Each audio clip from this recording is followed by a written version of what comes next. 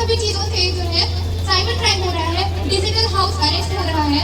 तो इन सब चीज़ों से हमें हम बचे कैसे, हम कैसे बचे इन सब चीज़ों के लिए हमें बताया जा रहा है कि हमारे एसएचओ सर जो है वो कभी कभी हमारे स्कूल में भी विजिट करते हैं।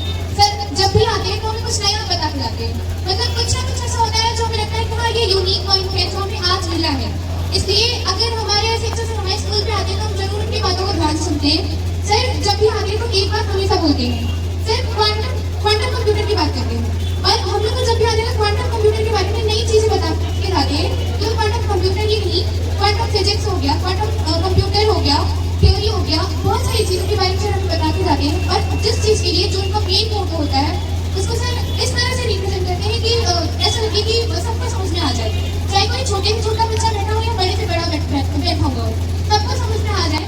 और सर जब भी आते हैं तो हमें बहुत अच्छा लगता है और हमें बहुत सारी चीज़ें सीखने को भी मिलती है।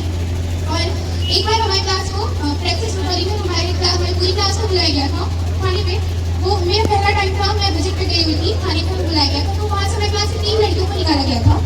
एक को मिला था एसएचओ का पद और एक को एसआई और एक को ब्रांच इंस्पेक्टर, जिसमें से एसएचओ थी हमारी उन्नति शुक्ला और एसआई थी सृष्टि शर्मा और मुझे ब्रांच इंस्पेक्टर के तौर पर नियुक्त किया गया था पलक सिंह।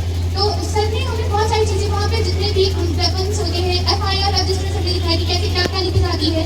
एफआईआर रजिस्टर में जो भी चीज़ें लिखी होती है उसमें एक एक चीज़ का मतलब क्या होता है, ये चीज़ वहाँ क्यों लिखी गई है, ये चीज़ क्या है, सब कुछ सर ने हमें दिखाया। और हमें सर ने सारी वेपन्स का हमारा इंटरव्यू भी हुआ वहाँ पे। और फिर हमें यहाँ जल्दी ही बुलाया गया था इंटरव्यू के लिए, जहाँ पे 35 स्कूलों में से बच्चों को बुलाया गया था, कुछ गर्ल्स को 5-7 गर्ल्स को बुलाया गया था। तो वहाँ पे भी हमारा इंटरव्यू लिया गया।